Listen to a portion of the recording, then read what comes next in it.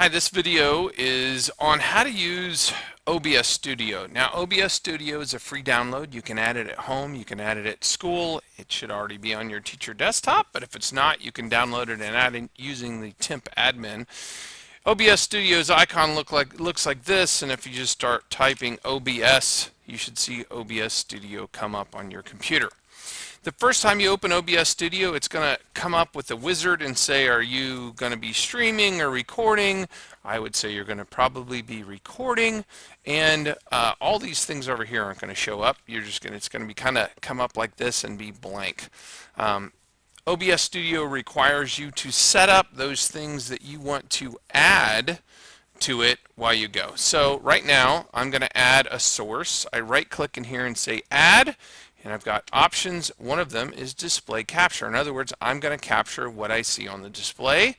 So I'm going to do that, and I'm going to go ahead and call it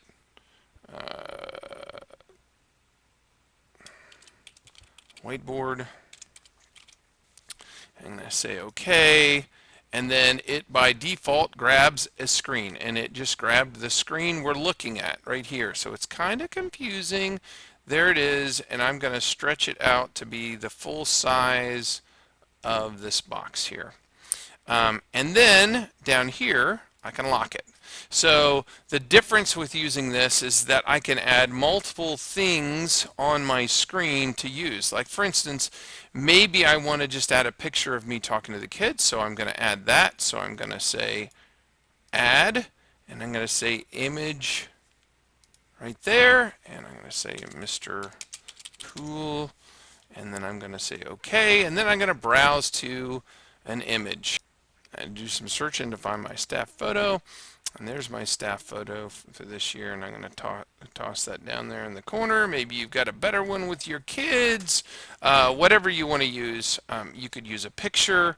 I could lock that in there. You could also, if you've got a camera, you can add a video capture device. And I'm going to say, oh, my camera's gone. Where'd my camera go? Where's my camera that I usually had on? Oh, well, I'll just add the other one. I'm going to say webcam. And I've only got one USB camera. And hopefully it's going to wake up.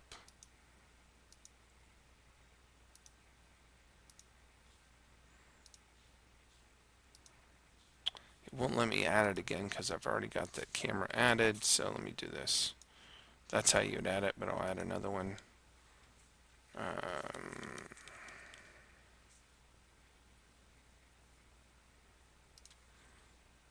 just going to say existing, and that's my presenter view, and there it is. And I could drag that if I wanted to have me teaching the class, and I can put it behind the whiteboard so the whiteboard shows up. Oops, that's not what I wanted. I'll drag this up so it kind of shows. Okay, anyway, my point is that you can add pictures, graphics, video. As I go on here, you just click Add. You can add a browser window, all kinds of things that you can add. You can switch back and forth between them. That's how when I'm teaching a class, I go between this to the overhead camera, back and forth as I'm teaching my hardware class. And basically that's it. So I'm going to go back to my plain view. So that's OBS Studio. There's some things that you can set up on OBS Studio as well besides adding video and pictures. And this is really bothering me. I'm going to hide that. And it's through the settings of OBS Studio. So I'm going to click Settings and kind of go through some of the settings here on OBS Studio for you. So there's nothing I do on the general one. I leave it the way it is. If I was going to stream, that's how you'd set it up to stream. If I wanted to change the output, you can change the output quality. I've got the high quality, although you can go ginormous file size, but high quality seems to work good enough for me. Audio, basically this is where I set the audio that I want the mic to be the default mic, and that's it. As far as setting up on my audio. Video, I can set the resolution, but the wizard will do that for you automatically when you come in. The one thing I do set is hotkeys so that I have keys that I can push.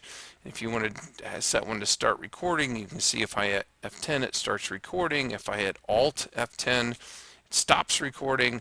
If I want to pause, I hit F9, and unpause, I hit F10. So you can set up all kinds of hotkeys while I'm using OBS Studio as well, and that kind of makes it so that it's not so kind of goofy. Now, I realize that I'm recording what I'm seeing. In general, this is minimized, and then I'll just use the hotkeys to start recording and stop recording. So that's kind of how I use OBS Studio with this view to show whatever's on my screen. What is over that? I don't even know what that is. Gotta figure that out. What's on my screen, and then that's just a picture, and that's my camera there that you can do to use OBS Studio to show different views and different things. If you want to set up a camera and show how to do something in art or science, if you want to do a experiment, then you could do that and use a regular camera to show that happening as well. If you need a camera, if you don't already have one, you just need to come down and see me. I only have a couple cameras, but I can obviously get more, and it's usually a 1 or 2 day for Amazon to get those to me. And that's really it on more advanced recording with OBS Studio. You have to hit start recording or have a function key set up. Like if I hit F10, it's going to start. If I hit 9, you can see it just paused down there. And then if I hit F10 again, that's part of having those hotkeys already set up so that I can use it. And honestly, the way it usually works is this is not even on that screen, and I have it minimized, and I just hit the buttons when I'm ready to go. If you have questions on OBS Studio, please give me a call or come down. It is a little more advanced than using Smart Recorder, but once you get used to it, it works just as well.